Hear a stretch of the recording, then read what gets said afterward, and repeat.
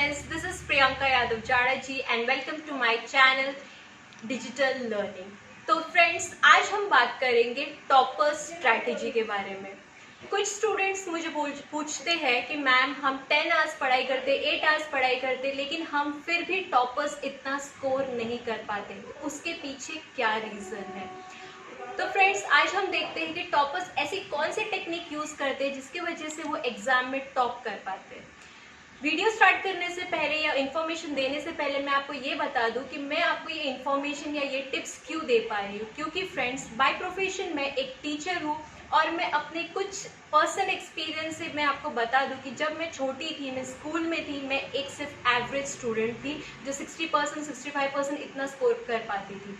लेकिन जब मैं 12th पास हुई तो उसके बाद में मुझे सेम स्कोर 12th में मुझे सेम स्कोर रहा, तो कुछ लोगों ने मुझे गाइड किया कि मुझे साइंस नहीं लेना चाहिए, फिर भी मैंने बीएससी किया। और मैं आपको बता दूं कि मैं बीएससी के फाइनल ईयर में मैंने कॉलेज टॉप किया। तो एक एवरेज स्टूडेंट से लेके कॉलेज टॉप करने का जो जर्नी रहा मेरा, उसके पीछे दो ही रीज़न हो सकती है, या तो मैंने स्मार्ट स्टडी की होगी या तो मैंने हार्ड स्टडी की होगी। फ्रेंड्स, टॉपर बनना कोई बड़ी बात नहीं है, पर शर्त है कि आपको सही डायरेक्शन में वर्क करना होगा। तो चलिए इस डायरेक्शन के बारे में बात करते हैं। सबसे पहले जो आपको ध्यान देना है वो है आपका सिलेबस। आप जब सिलेबस चेक करते हैं तो आपको ये ध्यान देना है कि उसमें सबसे हार्ड टॉपिक कौन सा है आपका, और सबसे इजी टॉपिक कौन सा है, या लेंदी टॉपिक कौन सा है, या शॉर्ट टॉपिक कौन सा है। जब आप वो फिक्स कर लेते हैं, उसके बाद आपको प्रिपेयर करना होता है अपना time table. Time table prepare करने के पीछे दो फायदे होते हैं। सबसे पहले, एक तो आप कंसिस्टेंट होते हैं, आप रोज पढ़ाई कर पाते हैं, और सेकेंड थिंग कि आप उस टाइम टेबल के हिसाब से अगर आप पढ़ते हैं तो आपके सारे सब्जेक्ट और सारा पोर्शन कवर हो जाता है।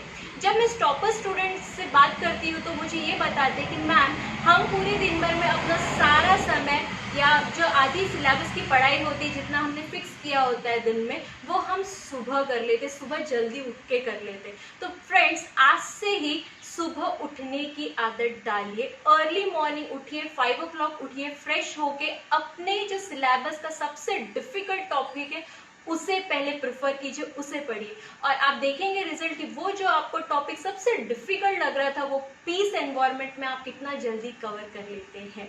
उसके बाद थर्ड थिंग, आप पढ़ तो लेते हैं या फिर आप क्लास अटेंड तो कर लेते, मैम आपको पढ़ा तो देती है, लेकिन आप वो रिवीजन नहीं करते। तो थर्ड थिंग जो आपको ध्यान देना है वो है आपको रिवीजन करना है। जब भी कोई टॉपिक आप पढ़ते हैं या फिर आप क्लास अटेंड करने के बाद जो मैम आपको पढ़ाती है वो टॉपिक आपको बाद में रिवीजन करना होता है। उससे होगा क्या? उससे ये होगा स्टूडेंट्स कि आप जब वो रिवीजन करेंगे, क्लास में आपको वो टॉपिक सिर्फ 60% समझता है, लेकिन जब आप उस टॉपिक को खुद से रिवाइज करते हैं तो आप ये नोटिस करेंगे कि आपको वो टॉपिक 100% समझ जाएगा। और रही बात उसमें कुछ डिफिकल्टीज या आपको उसमें कुछ नहीं समझ में आता है, तो आप वेरी नेक्स्ट डे आप अपनी सब्जेक्ट टीचर को पूछ सकते हो, अपने डाउट्स क्लियर कर सकते हो। नेक्स्ट आता है फोर्थ थिंग, हम पढ़ाई भी कर रहे हैं, रिवीजन भी कर रहे हैं, टाइम टेबल भी फॉलो कर रहे हैं, 10 घंटे भी पढ़ाई कर रहे हैं, लेकिन अब क्या मिस कर रहे हैं फोकस।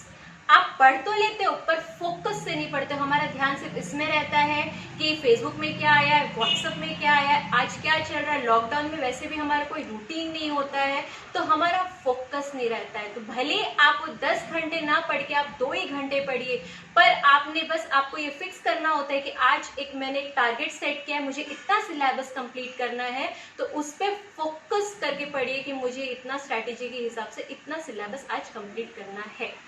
वेरी लास्ट थिंग जो मैंने मेरे पर्सनल एक्सपीरियंस से मैंने बोर्ड एग्जाम्स के स्टूडेंट्स में ये देखा है, या फिर कोई भी एग्जामिनेशन हॉल में जब मैं बच्चों को देखती हूँ, तो वो होता ये है कि वो पढ़ तो पूरा लेते, रिवीजन भी कर लेते, सब हो जाता है, लेकिन एग्जाम टाइम में बच्चे ऑलरेडी नर्वस होते हैं, तो वो पेपर भी 100% सॉल्व नहीं कर पाते। अब उसके पीछे का रीजन क्या है? आप कहेंगे मैम हमने पढ़ भी लिया, रिवीजन भी कर लिया, फोकस से भी पढ़ लिया, तो रह क्या गया? रह ये गया स्टूडेंट्स कि आपने लिखने की प्रैक्टिस नहीं की, आपने अपनी राइटिंग स्पीड नहीं बढ़ाई। अगर आप वही टॉपिक एग्जाम के पहले जब आप पढ़ते हैं, उसके बाद रिवीजन करने के बाद आप उसे लिखते हैं, तो आप नोटिस करेंगे 10 में से आपको सिर्फ 6 या 7 पॉइंट ही याद आएंगे, 4 पॉइंट आप मिस कर जाएंगे। तो अगर आप वो पहले से ही प्रैक्टिस बनाते हैं कि मुझे लिखना है, तो वही चीज़ आप देखेंगे एग्जाम में कि आपको 10 के 10 पॉइंट याद रहेंगे। पेपर प्रेजेंट कैसे करना है वो याद रहेगा, स्टार्ट कहाँ से करना है वो याद रहेगा। इससे आप अपने एग्जामिनेशन में जो टेक्निक है जिससे वजह से आप एग्जाम इजीली और अच्छे वे से अपना एग्जाम कंप्लीट कर सकते हैं। दोस्तों ये चीज़ें आप सबको पता होगी, ये चीज़ें भी बहुत छोटी छोटी लग रही होगी, पर मैं आपको बता दूं फ्रेंड्स, ये छोटे छोटे टिप्स ही टॉपर्स को यूनिक बनाते हैं और स्कोरर बनाते हैं। तो साइलेंटली आज से ही अपने काम पे लग जाइए और let your just start working from today and let your success make the noise. Thank you.